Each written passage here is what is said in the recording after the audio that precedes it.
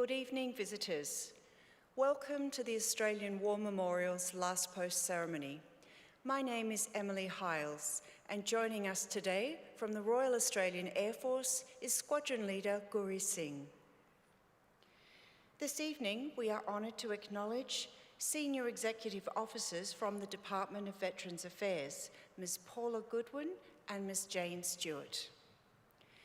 We welcome the veterans who have served, those that are still serving, and the families that love and support them. The live stream of this ceremony is made possible by the Returned and Services League of Australia and the RSL and Services Clubs Association. We welcome members who are watching the broadcast of this ceremony across Australia. During this evening's ceremony, wreaths will be laid at the base of the Pool of Reflection by visitors to the memorial and students on behalf of St Paul's School visiting from Bald Hills, Queensland, and students on behalf of the International School Group visiting from the Philippines. If you're able, please stand and join in singing the National Anthem.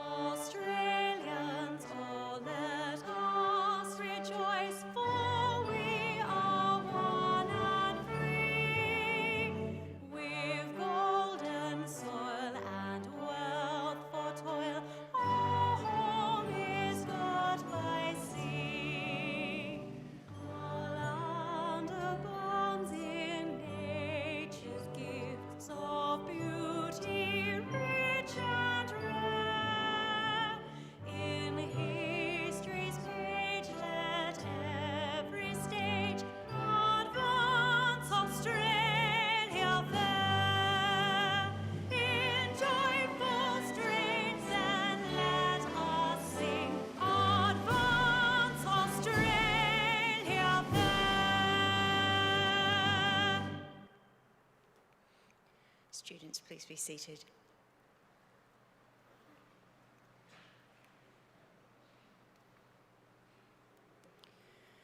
The Australian War Memorial was the vision of Charles Bean, Australia's First World War official historian. Bean landed with the Australian troops on Gallipoli and stayed with them at the front through to the end of the war.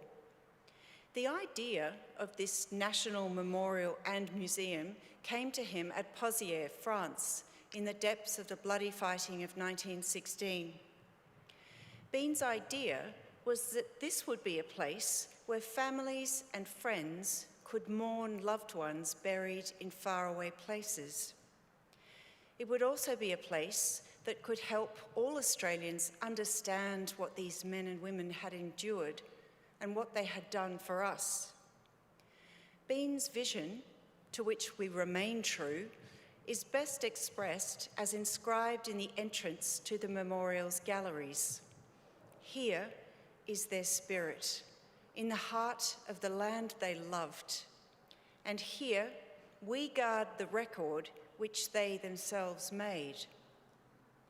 Tonight, we'll read the story behind just one of those on the Roll of Honour, which lists the names of more than 103,000 men and women who have given their lives for us in war and on operations for more than a century.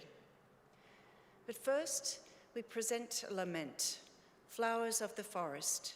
Wreaths and floral tributes will now be laid at the base of the Pool of Reflection.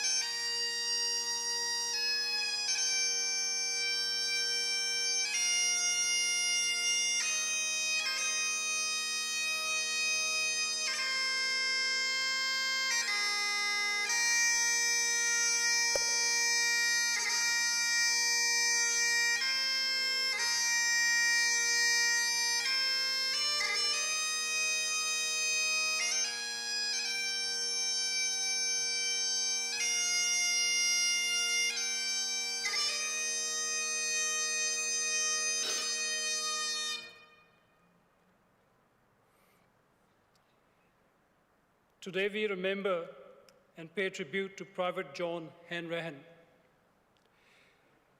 John Hanrahan was born on the 27th of August, 1892, to John and Margaret Hanrahan in Canberra, New South Wales. John had two older sisters, a younger brother and a younger sister. The family lived in Canberra for John's entire life. Before the war, John worked in the quarries around Canberra. He was also a member of the Canberra Lodge of the Manchester Unity Independent Order of Oddfellows, a friendly society that provided financial, social, and educational support to its members. John Hanrahan enlisted in the Australian Imperial Force on the 29th of November 1915 in Nara, New South Wales.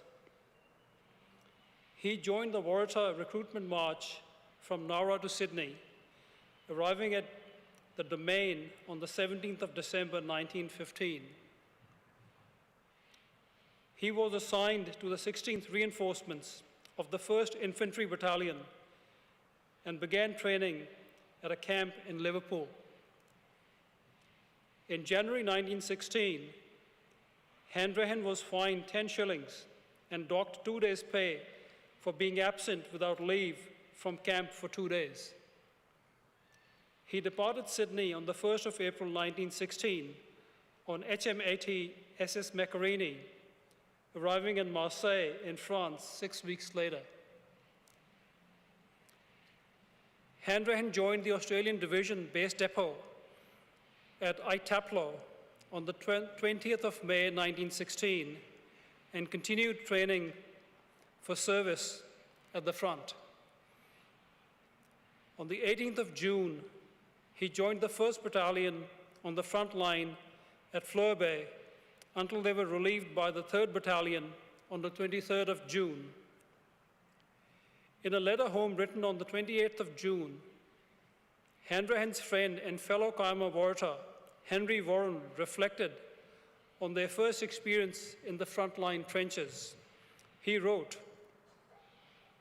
"One day Johnny Hanrahan and I were in the bay and a shell lobbed right on the parapet and sent mud, dirt, and everything all over us. Johnny and I thought we were gone, but the older hands only laughed. We were not quite used to it then, but we are all right now."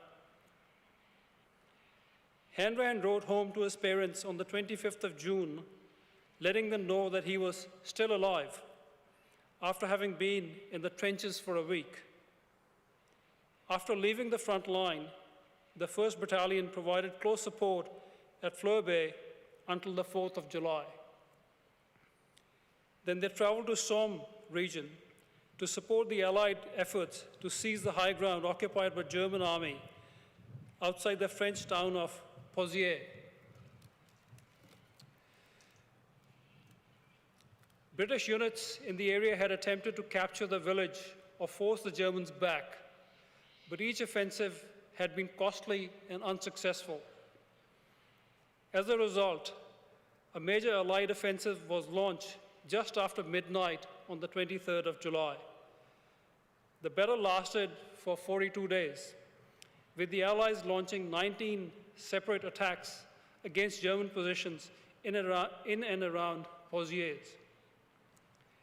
the Australians sustained heavy casualties.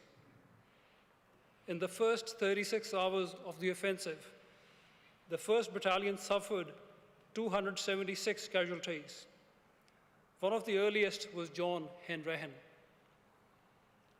Although the offensive did not officially commence until the 23rd of July, the 1st Battalion left their trenches late on the 22nd of July and made the journey across no man's land to assume their positions. While waiting for order to charge into no man's land, Private John Hanrahan was shot through the head by the enemy, and he was killed. His body was never recovered from no man's land, and he has no known grave. He is one of many commemorated at the Villers-Bretonneux Memorial in France. He was 23 years old. Private John Hanrahan's death was reported in Kiama's local newspaper, and the Manchester United Independent Order of Oddfellows included his name on their Roll of Honour, which was unveiled in November 1916. His name is listed on the Roll of Honour on my right, among almost 62,000 Australians who died while serving in the First World War. His photograph is displayed today beside the pool of reflection. This is but one of many stories of service and sacrifice told here at the Australian War Memorial. We now remember Private John Hanrahan, who gave his life for us, for our freedoms, and in the hope of a better world.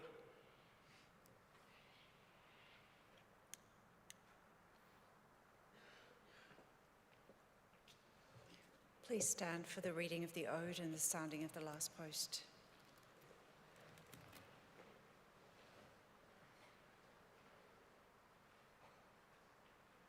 They shall grow not old, as we that are left grow old.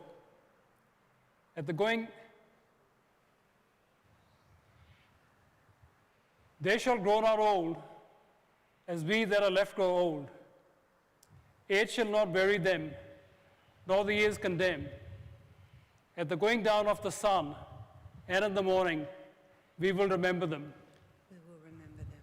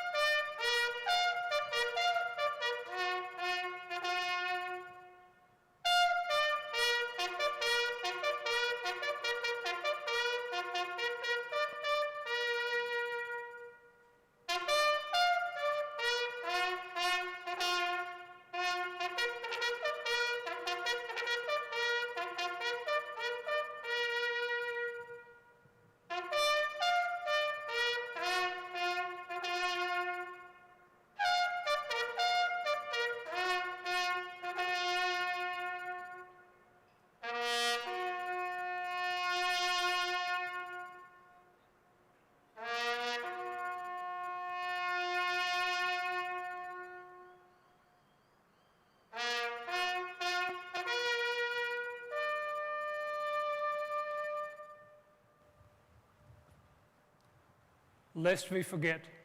Lest we forget.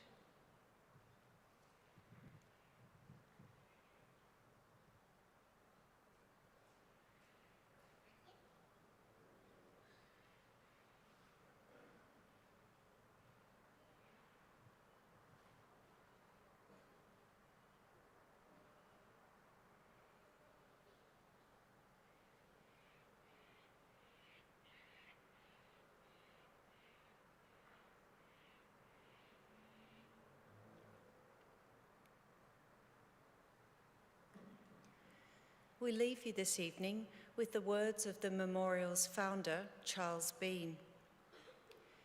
Many a man lying out there at Pozier or in the low scrub at Gallipoli with his poor, tired senses barely working through the fever of his brain has thought in his last moments, well, well, it's over.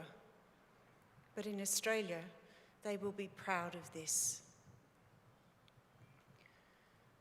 Ladies and gentlemen, that concludes the last post ceremony. On behalf of our director, staff and volunteers, thank you for visiting the Australian War Memorial today. We wish you all a very pleasant evening.